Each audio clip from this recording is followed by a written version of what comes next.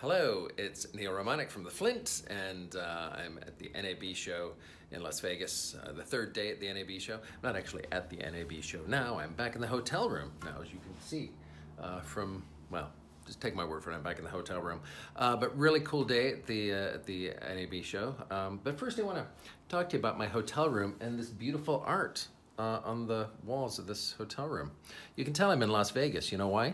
Because this beautiful art is of race cars racing through the streets of Las Vegas, and that's how you can tell. So you can see that's very beautiful art there. And there's also another one, there's very beautiful art there.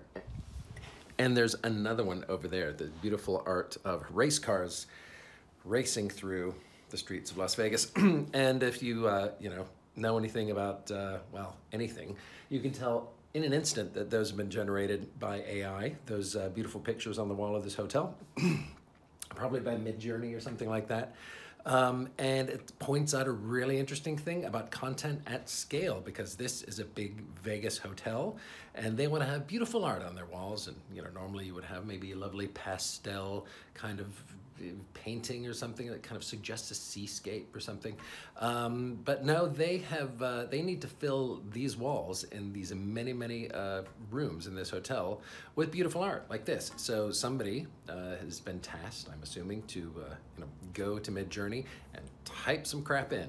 And so they've got these beautiful printouts framed, stuck on the wall of race cars going through Las Vegas. I don't know what the other rooms have, if they have equally beautiful art, but I think it's just an interesting use case for AI.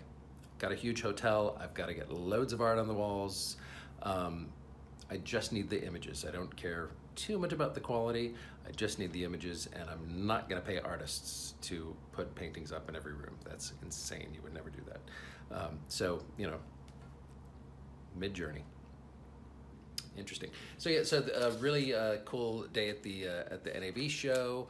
Got some notes here, but I'll just go through a couple things. One of the things that came up today that was really interesting was multiple people, I wouldn't say complaining about the cloud providers, but multiple people, when we started our conversations with them about sustainability, and that's what we're talking about, they would talk about how they had moved things to the cloud, and we're counting on the sustainability of changing workflows, moving things to the cloud, but that at a point they just didn't really know for sure what was happening over that wall with their cloud provider, whoever it was, and that there was real frustration. Multiple people expressed to me today frustration about what the cloud providers are doing and not being able to pin down exactly what the emissions were of the services that they're running in their cloud. And they would really like to know, and they would really like cloud providers to be able to find a way to provide that, because you would think you'd be able to provide that somehow.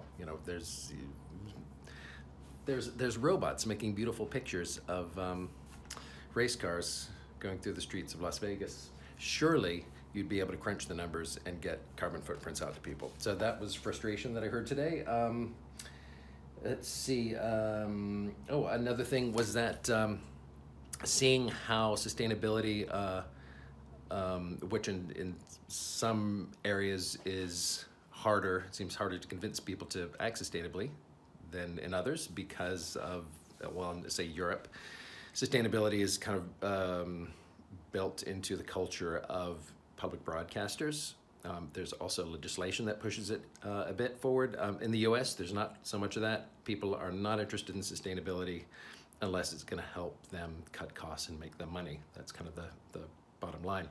And we saw a couple use cases, one especially today, which was really interesting, where people were saving a huge amount of money, and the broadcasters were going crazy for this new product because it was saving them a giant amount of money, and it was saving them money because it was smaller, consumed much less power, allowed them to operate much more agilely, lightly, and it was all sustainability. Sustainability was what was making them money, but you had to kind of sneak the sustainability in through the money. So money is the, and cost are the things that can kind of sweeten the deal. But I think there's a lesson there that people hopefully we'll learn that, you know, if you want to save money, sustainability is the way to go. So maybe we'll be able to eventually get people on board with the idea that, you know, did that sustainability thing because it'll make you money. Anyway, that is about it. Let's see, anything else? Oh, actually, and I was also very impressed with the Ross videos, net zero by 2025, which is a really cool number. Net zero by 2025 is pretty ambitious and pretty cool, and probably about where we should be. Actually, given the situation, 2025 is about right. This 2050 stuff is ridiculous. If you're waiting until 2050, dude, don't bother at all.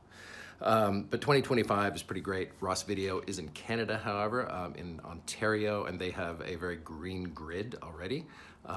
It's a lot of nuclear and hydroelectric power up there. So it's not that they're cheating, they're just in a really good place already. So if you're, say, in Alberta, not as much green energy up there, it's gonna be harder. But nevertheless, that 2025, net zero by 2025 is a great number. Anyway, so that's kind of that's the lowdown on day 3 of the NAB show, and talk to you later.